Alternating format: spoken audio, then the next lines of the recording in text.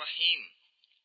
அரபியர்கள் இந்த பெருந்தலைப்பை 3 சிறுந்தலைப்புகளாக பிரித்திருக்கிறோம். 1 நிலப்பரப்பு மற்றும் வம்சம், 2 ஆட்சி அதிகாரம் மற்றும் பொருளாதாரம், 3 சமயம் மற்றும் சமூகம்.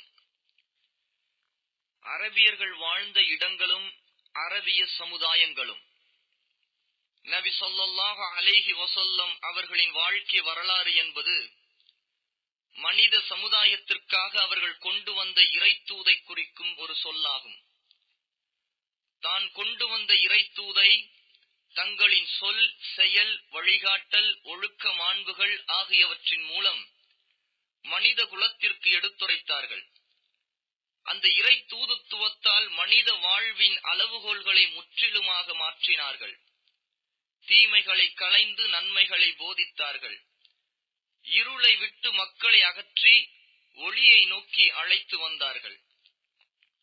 படைப்பினங்களை வணங்குவதிலிருந்து மனிதனை முழுமையாக விடுவித்து படைப்பாளனாகிய ஒரே இறைவனை வணங்கும்படி செய்தார்கள்.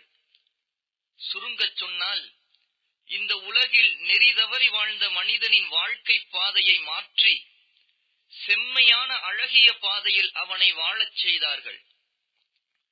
நமது இந்த கருத்தை விளங்கிக் கொள்ள வேண்டுமானால், முஹம்மது ஸல்லல்லாஹு அலைஹி வஸல்லம் அவர்கள் தூதராக அனுப்பப்படுவதற்கு முன் இருந்த நிலைமைகளையும், அவர்கள் தூதராக அனுப்பப்பட்ட பின் ஏற்பட்ட மாற்றங்களையும் முன்னிறுத்தி பார்ப்பது அவசியம்.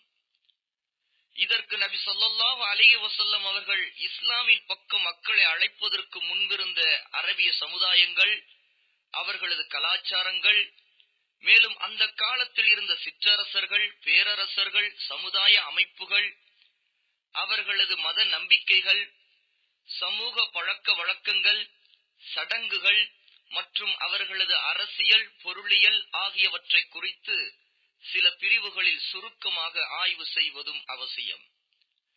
இவற்றுள் ஒவ்வொன்றையும் பற்றி கூறுவதற்கு நாம் தனித்தனி பிரிவுகளை ஏற்படுத்தி இருக்கின்றோம்.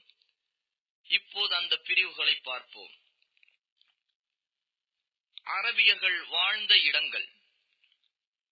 அரப் என்ற சொல்லுக்கு பாலைவனம், பொட்டல் பூமி, மரம், செடி கொடிகள், தண்ணீர் இல்லாத வறட்சியான நிலப்பரப்பு என பல அர்த்தங்கள் உள்ளன.